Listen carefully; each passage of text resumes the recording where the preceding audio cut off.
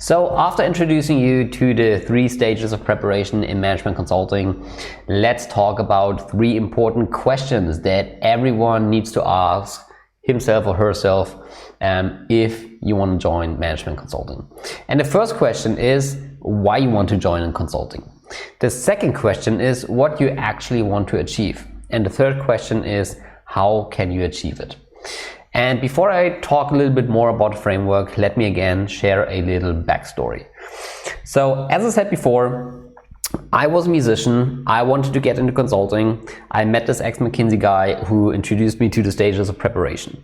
And I thought, well, great, I can do it. Let's become a management consultant.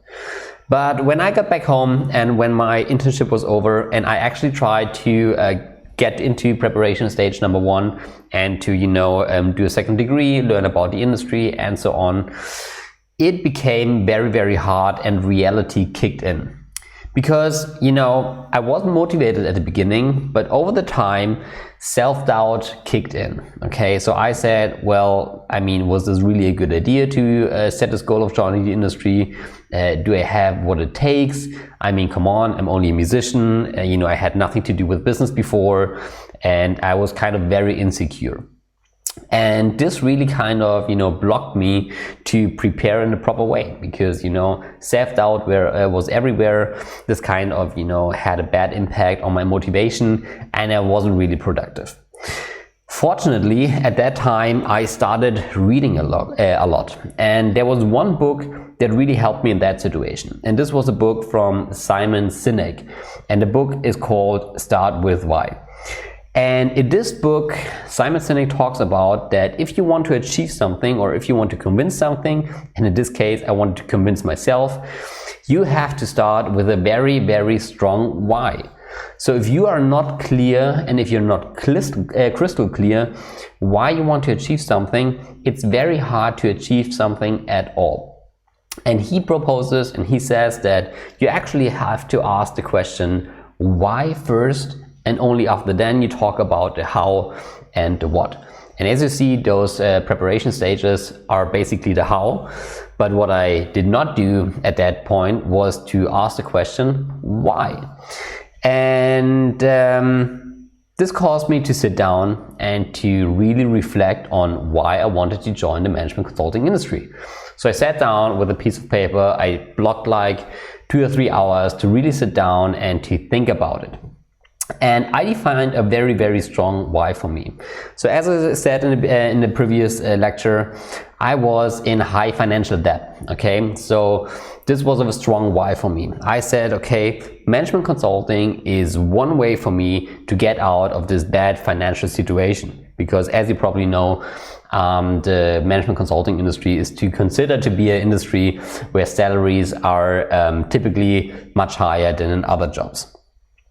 Also, I said to myself, okay, I need to have a career shift. Okay, this was also a very strong why for me because, being a musician, it felt for me, that this was a road with no great future. So I desperately wanted to have a career shift. So this was another a strong why. This was kind of a new start for me.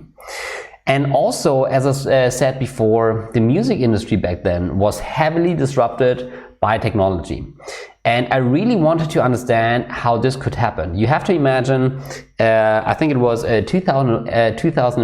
between 2001 and 2010, the revenues of the entire music industry broke down by 50% in only 10 years. And this was immense. And I really wanted to understand how this could happen. And I asked myself the question, if I would have been a CEO of a major record label back then, what could I have done differently in order to prevent this to happen? And this was a third why that I had. So I really wanted to understand how to think strategically, how to make strategic, great decisions. And this was another reason why I wanted to join the consulting industry. So after I defined a very strong why, it was time for the next step to define a very strong what. And I also wrote down exactly what I wanted to achieve. I said, okay, I want to join the strategy consultant sector because, I want to learn how to deal with strategic decisions. I really wanted to be in a position where I can make a good judgment about the strategic situation of a company. The second goal, or the second what that I defined for myself, was actually that I wanted to join the best paying consulting firm out there. And this was, I admitted, mainly driven due to financial reasons and financial motivations.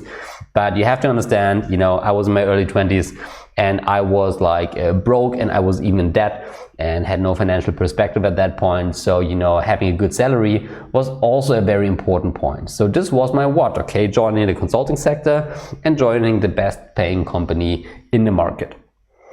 And only after that, I sat down again and thought about the how. And this is basically where I again reflected on the 3-step preparation process and defined how I want to approach each and every step, but I will talk about that a little later on. So with that being said, let's step into the framework. So as I said, there are 3 important questions that you need to ask yourself. The first question is why you want to join consulting. The second question is what exactly do you want to achieve? And the third question is how can you achieve it? So let's talk about the question why. So really take some time, take a piece of paper, block a half a day or even an evening, or I don't know, go into the nature. If you're on vacation, go to the beach and really try to think about why you want to join consulting and really write it down. That's very, very important. So try to reflect what really motivates you and really try to create some emotions here, okay? So, and it's totally okay, if you have financial reasons, if you are looking for prestige or recognition from your peers, maybe, you want to prove something to somebody, maybe your parents, maybe a friend, maybe, your ex-girlfriend who always said you never would make it. So it really, really doesn't matter. The only thing that is important here is that you find a really strong why that really motivates you. And also something that is, or that was and still is helpful for me, if I apply this framework, is to visualize your result, okay? Try really to imagine what it feels like if you join the consulting industry, if you receive your offer, I don't know, if you have professional success. So really try to create those emotional images, and this really, really is helpful. So this is step number 1, really sit down and think about the why. Step number 2 is that you actively think about the what. So important questions here are, you really have to decide, what kind of sector you want to join. In the first module, we talked about introduced the broad sectors like strategy, Big 4, technology, specialized firms, and so on. So really sit down and think about what kind of sector or even specific firm do you want to join. Maybe you want to join McKinsey, okay, or BCG or KPMG or whatsoever. It doesn't matter, okay? But it's important to really think about what sector you want to join. You see, the reason is that each of those sectors have different prerequisites, okay? So you have to have a different CV if you want to join the strategy sector than you would have to have if you join, for example, the Big 4. So in order to prepare in a proper way, it's very important that you clearly define what kind of sector do you want to join. In the next step, obviously, you need to think about what kind of criteria do you need to fulfill. Okay, if you join the strategy sector, for example, then you must focus on really awesome grades. Okay, you have to be in the top, let's say, 1 to 10% of your class. Okay, also you have to have excellence, practical experiences. While on the other hand, maybe if you join the technology sector, it's more important to have a background that is technology related, obviously.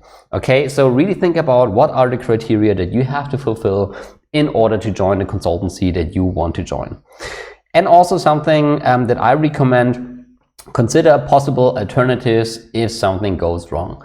You see, I know everyone wants to join the prestigious strategy firms, but chances are also high that that there goes something wrong in the way along. So it's always a good idea to have a plan B.